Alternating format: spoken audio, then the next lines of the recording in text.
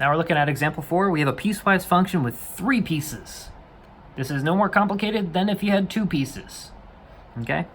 So how do we deal with this? We have f of 1, f of minus 1, and f of minus 5.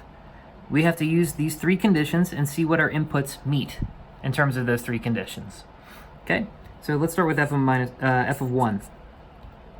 Our input is 1. Look at all the conditions that we have here and figure out which one it meets. So if our input, which is x, is greater than or equal to 0, we use the first one. Our input is 1. Hey, look, that meets the first one immediately. Awesome. So what we're going to do is we're going to replace x here with our input of 1.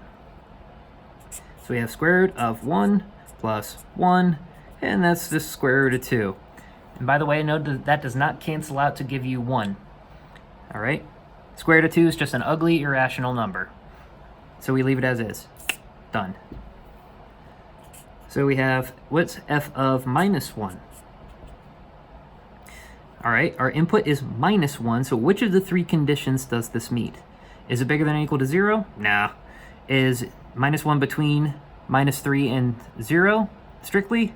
Yes, it is. So it turns out we're going to use the second case here. We're going to plug minus 1 into this function. So we have 1 over minus 1 minus 2 in the first parentheses. I'm just replacing x with the minus 1. Minus 1 minus 3 in the second parentheses. Okay? How does this simplify? Minus 1 minus 2, that's just minus 3. Minus 1 minus 3, that's just minus 4. And this is all because I have minus 3 times minus 4, that's positive 12. So I have 1 over 12. All right, so that's what happens when I plug in minus 1. All right, let's look at f of minus 5. Which condition does that meet? Odds are it's probably going to meet the last one because I wanted to make sure we used all 3 cases. Is that true? Is minus 5 less than or equal to minus 3? Yes, it is. So we use the third function. Every place I see an x, I replace it with a minus 5.